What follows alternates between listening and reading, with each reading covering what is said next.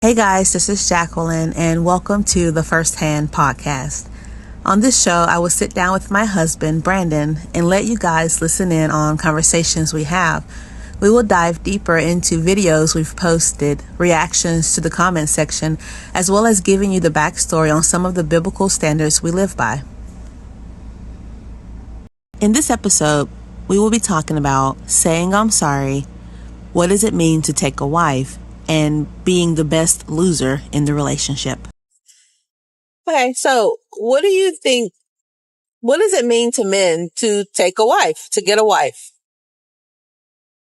Well, you said to take a wife and to get a wife. I think that's two different things, but I know what you mean by that. To have and to hold a wife,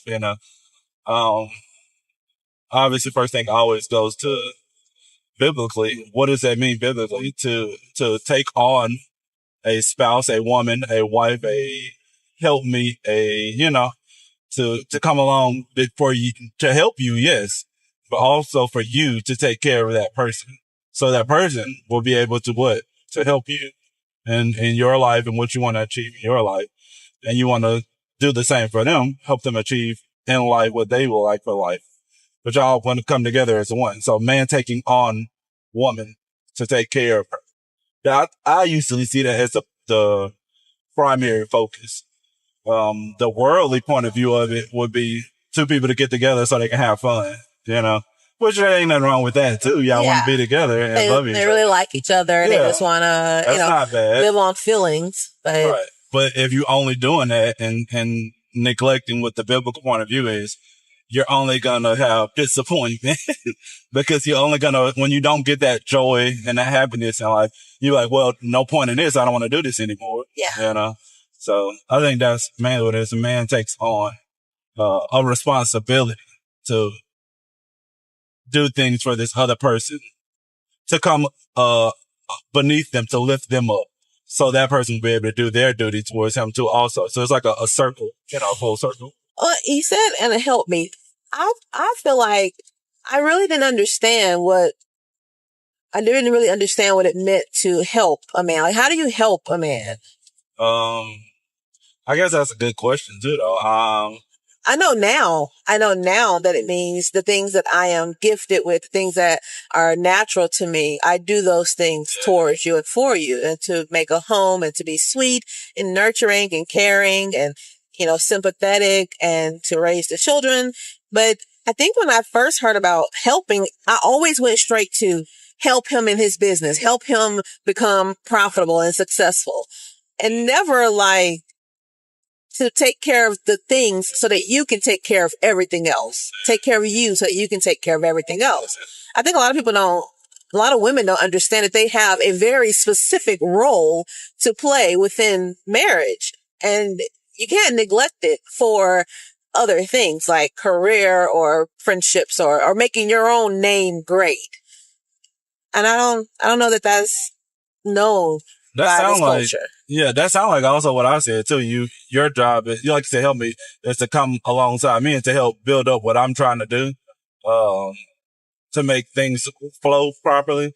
And I think the husband's job that's partly too, to help you do the things you do to do.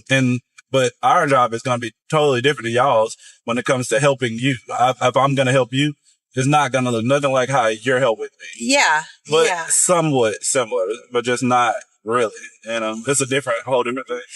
So for instance, I cook and I clean, but we were taught that if you got an appliance for your birthday, he hates you and you have a stupid marriage. But I'm like, if you get me a stand mixer, I'm about to go nuts in the kitchen. Like I just went crazy because I was so excited about having a tool to help me with my job, to help me with my things. And I think that just makes sense.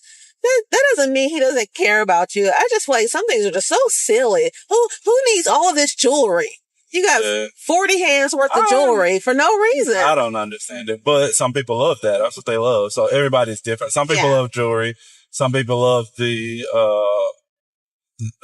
what'd you just say? Like a stand mixer, stuff like that. I want my job to be made easier or made more efficient. That's going to accommodate you. But somebody who likes to look the part, the jewelry is going to accommodate them. They're going to feel the part. Yeah. I always thought jewelry for men was for him to see like his earning capacity. Yeah. I put this $10,000 necklace on you. Yeah, towards her. I don't know. I don't want to get to the jewelry point of view because some people see it a different way. Yeah. And I'm going to be expressing my opinions on that. I'm not a jewelry person. Anyway, though, I want the bare minimum because I don't care about it. But so the great part in marriage for husbands is providing. The greatest part in marriage, the greatest, not the great, because you said great. I'm kind of vetoing what you just said. Okay. The greatest part in marriage for me is to be able to provide things that the people in your life want. It really means that much to you to make money for us? And it's not just about the making of money, just like the ability to give you something that you want. And money is usually the easiest way to do that, but it's the easiest way to do that. Money is the easiest way to do that. But I think a lot of men have to learn that, oh, wow, I can give you a whole lot of things that don't require any money. It requires my actions. Just saying kind words, kind touch. These things, it's like, no, that's the hard things to do. It's easier to get money and just buy the stuff. Yeah. But the hard thing to do is say kind words, be mindful of saying kind words, kind touch, just being there at a time of need, all these little things that don't require anything. It's like, well, I don't have to do anything specifically to do that. But I don't know, for me, I don't know about other men, but for me, it feels kind of like, well, this is awkward and odd and, you know. What? Why? I don't know. I have no idea. I can't The explain free things are harder? Because I'm not using my ability. To do that. I got to use my emotions. I got to use my emotions to do it. Okay. Which is odd. No, you know what? I get that because like with even with our children, you can either buy your children's love or you can give them hardly anything and be there for them. Yeah. And I feel like that's why I told Haley, I said, I'm sorry, you're not going to have like the latest gadgets and stuff, but if you need us to be down for you, we are 100% there. Whatever you want to do, I think it's a healthy balance we got your back. Too, though. You know, it's you try to make a healthy balance of being there mostly and then also providing things that people need or they want, you know. I don't know, it's a hard balance. And then emotionally, you got to add that in there because that's the bulk of it, really. But it definitely depends on the woman, right? Some women are not as emotional, and so your earning capacity is greater. Yeah. But I also think, this is just once again my opinion, I also think the reason why her emotional connection is not there so much because she knows she's not going to get it. So it's like, well, if I'm not going to get that, then you got to do something else, you know? And she may be afraid of just being a woman herself and feeling and being vulnerable because the guy is going to be so unvulnerable. He's going to be so hard and it's hard to be vulnerable with him. That was us. I was a completely hardened kind of person because I'm afraid of emotion because I didn't get emotion. I didn't get physical touch and emotions when I was a kid. So I was like, I don't know what this is. So I can't do that for you, but I had to learn. Because I'm a biblical man, I have to learn. I have to do what is right, you know? And you understood, too, that I was a sensitive woman. Yeah. And that hugs meant more to me than you working overtime for vacation money. Like, that didn't mean hardly anything to me. Yeah. So I had to learn that, yeah. Was that hard? Like, did you hate that? That you had to live, to be with me with your heart more. Right. Yeah, when I was not knowing about biblical things, I didn't understand it. You know, this is important because I saw for myself, like, it's not important to me. Why is it important to you? You know? You think that's why God didn't say, make sure you provide? He said, make sure you love. Husbands love your wives. Because once you love, that emotional part of it is going to be a big part. But if you love that person, you're going to want to try to make sure they're taken care of too, physically, like, whatever things they need and stuff like that, you know? And maybe in a sense, he had you guys to make sure you love her because you didn't get it as a child. You know what was missing, and now you have to be the person to break that. Yeah, some people do get that, though, as a child. They get a lot of love and attention. Oh, the mama's boys.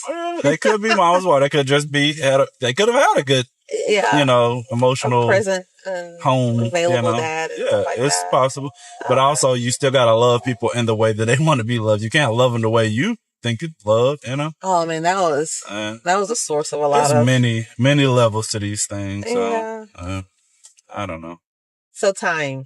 You think time is the best teacher for how to be with your spouse? Yeah, time together, learning each other and stuff like that. Because you're not gonna get it just by, oh, you told me, now I know. No, yeah, that ain't doesn't it. work. That's not a thing. Because it's repetitive. You gotta lose a lot to win. And I definitely don't mind losing anymore. So I used to hate losing. Yeah, because we're going back and forth. This is what we do. Yeah, I don't want to lose. Yeah. But understand I like losing is actually winning. I like losing now too. Yeah. That's a weird thing, isn't it? It is. Losing. You're like, I'm a loser. But no, you're winning. But if I win, then we're not going to be friends. Yeah. We're not and if I win, you're the loser. I don't want you to be the loser. Yeah. And I'll take on that loser spot. Yeah, oh, sure. That's sweet. That's hard though. It's hard to figure that out. But is. That's an odd thing to say, and nobody really want to hear it. A lot of it's humility. Yeah. You gotta humble yourself to be like, so somebody said it was like, why would a man cut off his own arm by battling against his wife? Yeah. You're cutting yourself in half because she's still part of you and you're still responsible for her. Yeah. And you want to go through life lame? But the Lord did say if something. Sorry. Well, she shouldn't make it her mission to be a thorn in your side. But I'm the thorn for you, God gave Paul a specific thorn. She's like, I'm going to be your thorn. I'm going to make life hard for you. And that's not right. That's not good. That's no good at all. Especially, it's usually the women that get saved and their husbands aren't. They become, just poking, prodding, never letting up. They think that they're supposed to do that. And they are not supposed to do that. Winning without words. You got to be quiet and do. Once you do what you're supposed to do and lose, because you're going to lose, it's going to definitely show him. And going to be like, dang, this lady is really following what they supposed to follow. Something might be in this Christian stuff, you know? Think so? The examples I've seen. It's like they don't trust it. Like, she trying to manipulate me. I know this is a trick. It's a game. Yeah, but that's how we're gonna evaluate it, But once you do what you're supposed to do, continue doing it. He has no excuse. That kind of goes back to the Proverbs 31 woman. She does some good and not evil because women kind of tend to do a little bit of evil. Like, that's just what's in us sometimes. Or like, we're losing. We want you to lose too. Why should you have a happy life? And I'm miserable. So, man, it sucks sometimes to be a human. We're so horrible. This is why we thank the Lord for molding us and guiding us and teaching us through these trials and the Holy Spirit's guidance. Once you start seeing it for what it is, it's amazing. It's wonderful. I thank the Lord for that. Yeah. To not be hurt. And to not hurt people. I know. Yeah. I love that. It sometimes make you look stupid. You feel like a fool sometimes, but you got to. Better. You got to do it. You have to. Because if you're high and mighty and you can't do this and feel this way and be this way, then who are you? Are you God? And it feels like that. It feels like that I am top and I am supreme. And nothing is above me. Right. Yeah. That ain't it. And I just remember okay, so this is obviously segueing into a whole different area. But in terms of humbling myself to submit to you, it was like, I literally felt like I was screaming and dying inside when I had to lower my eyes and humble myself and apologize and say that I know that I did wrong. I know that all this was sin. That was like the worst feeling in the world. And then I finally caught my flesh and I was like, what are you doing? You just acted a fool 7 minutes ago and now you're so hurt. You're so hurt now. So I had to talk to myself like that and be like, stop it. You're acting, you're pretending, you need to stop. And I feel like that helped. And it was only a couple more times after that. And it was like, oh, this is easy. Then you start being aware of it. You're like, oh, okay. I know exactly what I did. So now I can see the fault in what I'm doing. And the flesh hates to apologize. It hates to be humble. It hates to be humiliated. That's men too, because that's usually men's hardest thing right there. When they are called out on something that they feel it. I don't know if they know it, but they feel it that they were wrong on a thing.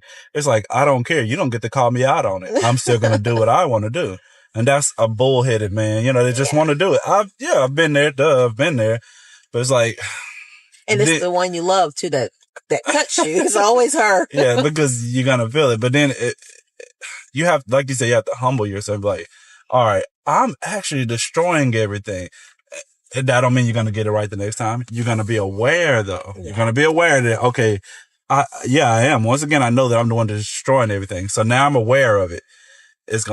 for me, this is what it is. It's going to take me a little time. Then I'm going to come back later on and say, hey, I made a mistake. My bad, man. Sorry. And that the angry sorry. Yeah. I said I was sorry. like children. Yeah. Say you're sorry, Johnny. Sorry. Like they hate to say it. It's your flesh. Man, I was saying, we know we're idiots, but it's like, I don't care. I get to be the leader though. So I remember you saying something like that. Something like your anger was like this bomb. And then now you got to go back and clean up all these pieces because your wife is just so destroyed. Because it makes it worse too. You know, you already caused a problem and now you don't want to fix it, the situation either. So it's way worse now. It's like, golly, I'm making it worse upon worse. This is wild. I didn't think you thought that way. And when you explained it to me, I was kind of like, okay, that's kind of what I do too. I kind of do that too. I cause problems. And then when everybody's feelings are hurt or everybody's sad, I'm like trying to slink off somewhere and not deal with it. So you helped me to take responsibility for the destruction that I was causing. Yeah, I'm not saying that I got it right at first, but I would say when I did learn things, I tried to be like, hey, let me help you with this because I see you doing the same things that I already done. And the same thing for you. You kind of tried to come alongside me when you noticed what you were doing wrong and learned it. Then you try to help me too. And that's what it's supposed to be. It was like, oh, I understand you're making a mistake right now. I'm not going to hold it against you. And how can I help you with it now? I think I did that first with you. It was kind of like, I had to get to a point where I understood that, God has forgiven you everything. I can't sit here in judgment and still be mad about stuff. I need to let it go too. Yeah. And I know that what you're doing is sin. I know that. And so I'm not going to be too offended because when we're in our flesh, what else can we do? We were formerly slaves to sin. And sometimes we still try to walk in that. And so that wisdom, that maturity, that spiritual maturity helped me to cut you a lot of slack. Yeah. And I noticed it when you were, and I was like, it makes you feel even worse. And I was like, why are you cutting me slack? I don't want to do that. Let's just be mad. Let's just be mad. Cause it's harder to deal with, to come back in an argument and stuff. It's like, it's more work. And men are lazy. We don't want to do all the work. Can we just, I'm going to buy you a gift. That's easier. Let's just get this all over with. And I ain't got to say nothing. I ain't got to do nothing. We went through that phase. Yeah, I remember that. Yeah, it's easier, but because we lazy, we don't know how to do the work. We've already worked. We had to deal with other people, friendships, all this kind of stuff. Can we just, that's when they say men just want peace. Yeah. This is what, they don't want to have no responsibility. They don't want to have to do anything. And the peace is partly his fault. You got to help with that peace, bro. Yeah. And we kind of know you want peace. So we're like, you will never get peace. I will die first. Until you fix it. You ain't getting no peace until you fix it. Oh, it's sad. I laugh, but it's sad. It's really sad. It's sad, but it's funny once you went through it. Women don't understand that they are emotional abusers as well. They can really drive home the words, and we don't. And I think that's mainly what it is for men. The mental. Emotional. Yeah. You say emotional. I would just say mental. We'll do gymnastics with your brain, and it kind of is like, lady, you're evil. Like you got to be evil because who does this? It feels that way. And then you're using the Bible too. Like who? It's like what are you doing? This? Yeah. How are you using the Bible too to say that I'm wrong? And we're both wrong though. So I don't know. This is why for us we have to be quiet. Like we have to, lest we do that thing where we use God's word wrongly for our own purposes. And I was notorious for that. Anyway, so thank you for talking on this topic. I really appreciate it. Bye guys.